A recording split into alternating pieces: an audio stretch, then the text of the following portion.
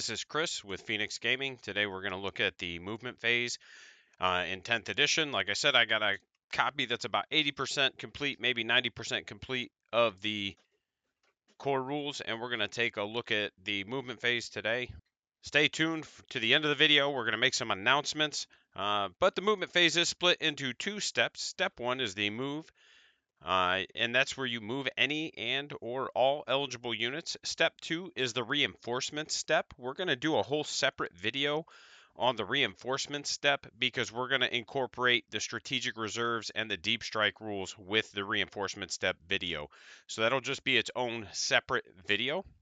Moving units. Units that are not within engagement range of an enemy unit may make a normal move, make an advance, or remain stationary. If the unit is within engagement range of an enemy unit, it may fall back or remain stationary. There's a key difference between 8th edition, 9th edition, and now 10th edition. In the previous editions, you could make a fallback move even if you weren't engaged.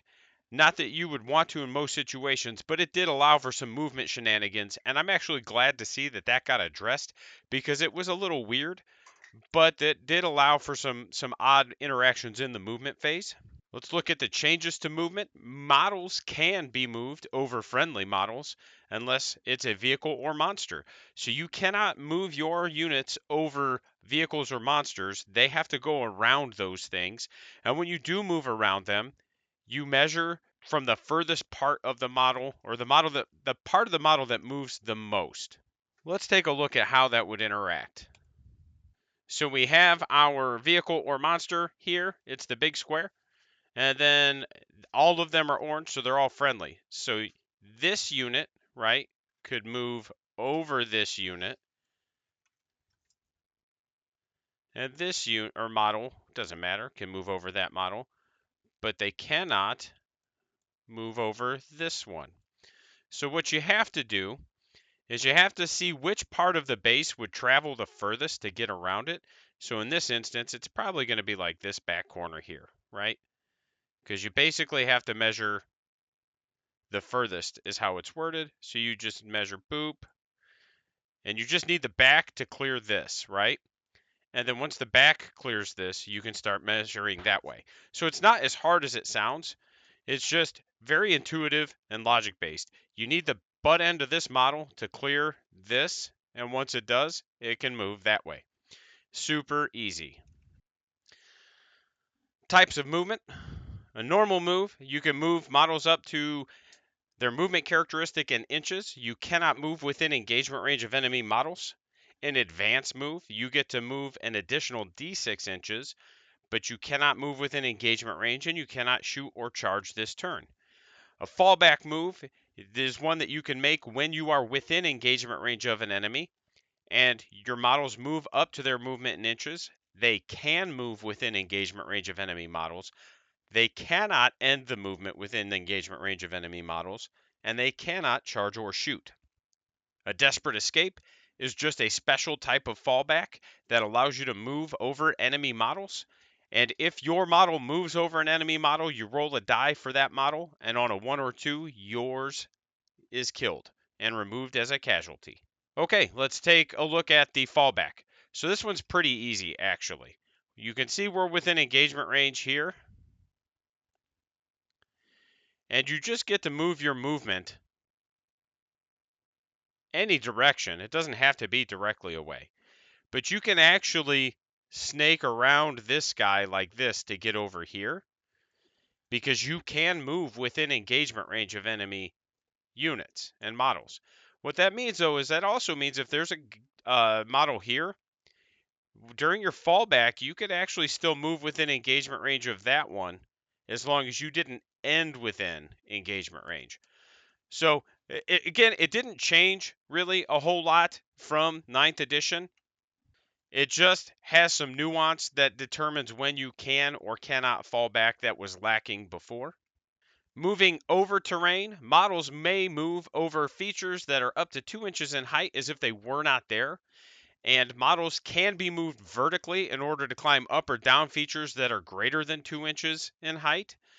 You measure the vertical distance as well as the horizontal distance moved, and you cannot end the move mid-climb. Now, I will say there's no distinction on vehicles like rhinos and such in the movement rules. So there's a good chance they're in the terrain rules because that's one of the few sections I just don't have. I don't have all of the USRs and I don't have the terrain rules. But other than that, I pretty much have all of it. So it's one of those where I don't know that rhinos are going to be able to climb up ruin walls or not.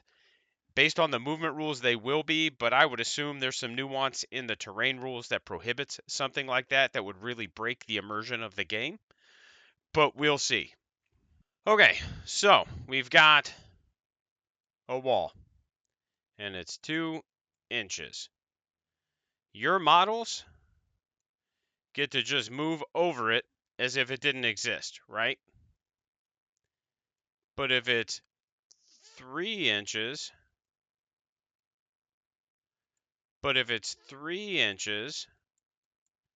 you have to physically climb up it and down it if you want to move over it. Or if it has a ledge, you could stop on the ledges.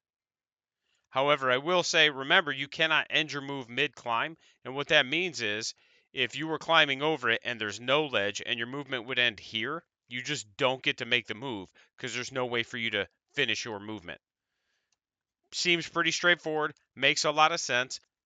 Again, I don't think there's a breachable, but I don't have all the terrain rules, and I think this is just so you can put smaller features on the table and have ways to move through them and over them.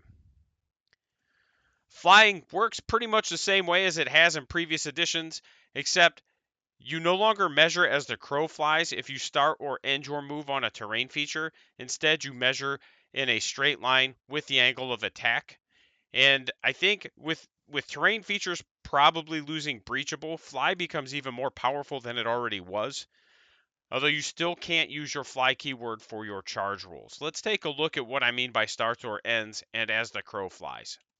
So here's our terrain feature. All right, it's just a big wall. And I'm an excellent artist. All right. And then here's my little winged homie. He's got little stick hands and little legs. Oh my gosh, he's got some weird. I'm not very good with a mouse, all right? That's his wing. I'm amazing, guys. Look at me. All right. So there's our flying unit. Here's our wall. Okay? If we want to move on top of the wall, in previous editions, let's see if I can straight line this. Yeah. In previous editions, right, I could just measure this distance right here. That's no longer the case. It's not as the crow flies if you wish to fly up to a terrain feature. It's this distance. And that distance is actually going to be higher because of how triangles work, right? Because now we've got this, and then we've got this. And this line is shorter than this line. So it's going to be harder to move on top of terrain features or position on top of terrain features simply because you're going to have to accommodate that extra inch, maybe 2 inches you're going to need depending on how far you're moving and such and how tall the terrain feature is. What that also means, right, is that if you're really close to a terrain feature, you're going to hurt yourself a little bit if you want to be on it because you're just climbing it at that point. You know, if your duder here moves here and then wants to move up here, that angle of attack is like that. So it's one of those where it's really interesting because that means the closer you are to a really tall terrain feature, the less likely you're going to be able to get on top of it. And what I mean by that is, let's say this is 16 inches, all right?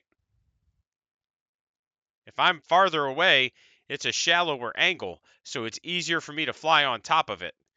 But if I'm closer, it's a steeper angle, and it's going to probably be outside of my movement. And I'm not saying it's wrong. I understand why it works that way. I just thought that was an interesting change. The other point of note is that if you're not ending, the way it's worded, if you're not ending or starting your movement, you don't have to measure the angle. So what I mean by that is if I just want to move from here to here, the way the rule is worded, I just measure that one as the crow flies. It's only if I start or stop my movement on top of this feature. I think that's going to wrap up the movement phase. Like I said, I'm going to do a whole separate video for reserves and deep strike and strategic reserves and reinforcements. That'll be one of the 2 videos I do next week. I'm going to generally try to do them in order. We're going to start with the phases, and then we'll work our way from there. As promised, announcements at the end of the video this time. I had a couple people request that, so we're going to give it a try. Let's get the subscriber count up. Make sure you're sharing the videos, like, subscribe. You guys are awesome. I appreciate the feedback that I've been getting from the community. Again, big shout out to militarygamingcommand.org. Good nonprofit organization that supports veterans. Big Apocalypse game, July 1st at Reliquary Gaming in Chesterton. Thank you again for the support and welcoming me into your store. And then a tournament, first 2K tournament that I'll be running in 10th edition will be 29th of July, and the giveaway still going. Link will either be in the description or the comments. Let's go. Thanks for watching. You guys are great. Shout out to my patrons, Captain Too Tall, The Real Donnie G, Lord Wellingstone. All right. Have a great day, and we will see you probably tomorrow for the faction focus. We're going to cover Death Guard and then whatever's coming out tomorrow.